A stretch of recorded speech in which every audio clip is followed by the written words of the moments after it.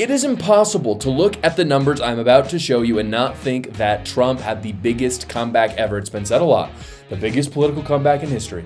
It's fun to say. I think it's true, but when you look at the numbers, it is undeniable. I shared some very positive approval rating polling for Trump a few weeks ago, and when I tell you that his popularity has almost doubled since then, I am not joking, guys. So without further ado, let's look at the polls that just came out. So you can see here, this is from Rasmussen poll. Rasmussen poll is more right-wing for those of you who didn't know, but they're actually pretty accurate. They're really close to accurate in the election results. So I tend to trust them. Maybe there's a 1% to 2% bias towards Republicans. In any case, you could see here that Trump's job approval is 54% approve, 40% disapproval. Just for some perspective, Joe Biden is sitting at, well, he's not in anymore, but he was, when he left office, he was sitting at about 36%.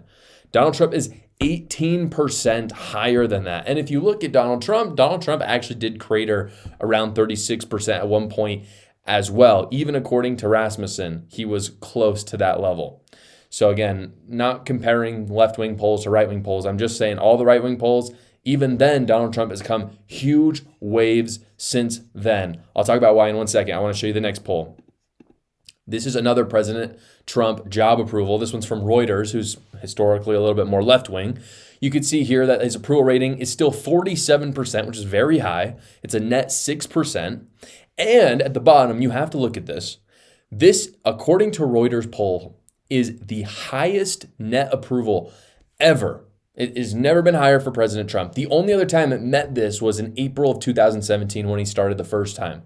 So he's tied it for the best it's ever been, which I think says a lot about his transition. Again, I'll talk about it in a second. You have to look at this third one, though. This is according to insider polling. What is your opinion of the job performance of Donald Trump as he starts his new term as president of the United States?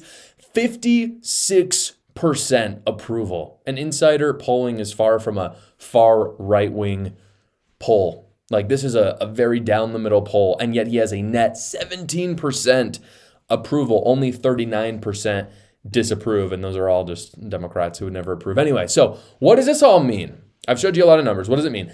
It means that people support the Trump transition big time because Trump hasn't done a lot as president yet. These polls, just to be clear, weren't out by the time he was signing all these executive orders. I bet they'd be higher now because who doesn't want the Gulf of America and who doesn't want it to be, we already know this, but who doesn't want it to be mandated by the government that men are men, women are women? That just seems like a pretty logical thing. I'm sure the approval has gone up since then. But again, this was polling of the day of his inauguration. So this is just meaning that people support the Trump transition big time. It means that his approval rating is higher than the amount of people who voted for him. And that's really fascinating to me. Because essentially what it means, right, is if the election had been delayed, if Trump had come out and said this is what the transition is going to look like, we're going to have Tulsi Gabbard as the director of national intelligence, RFK Jr. is going to do health. If he had come out with all of that, because he didn't have all of that out before when he was running, that came out when he won. It basically means that if he had come out with that beforehand and we had let this election run until January, it means that most likely many Kamala Harris voters would have switched to vote for Donald Trump. And the reason why that is so crazy is because Trump already won. And so we look at it, he won the popular vote. He might have won the popular vote by 4 or 5% if the election had been held today instead of November 6th or whatever day it was.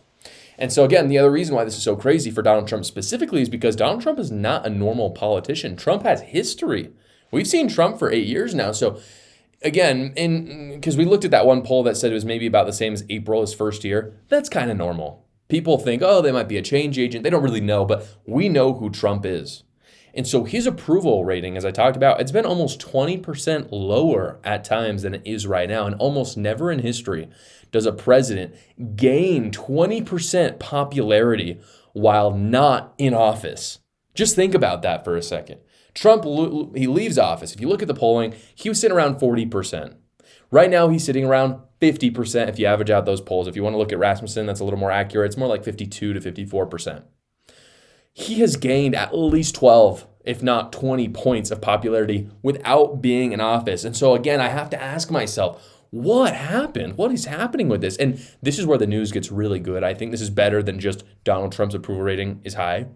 What happened is that the media oligarchs who teamed up with Big Pharma and Big Tech got completely smashed in the last 4 years. Ironically, even though there was a Democrat in the White House, because what happened was they pushed too far. Americans woke up over the last 4 years and there was a reckoning, a massive reckoning. It doesn't always happen, and that's the unfortunate truth, and I've talked about it on the show before. Many times in history, Americans don't get it. They don't wake up, they don't see all the stuff happening in the background, and they do get seriously duped because the reality is that a lot of people aren't looking at politics every day. And that's honestly a good thing, but it's not good when you get duped.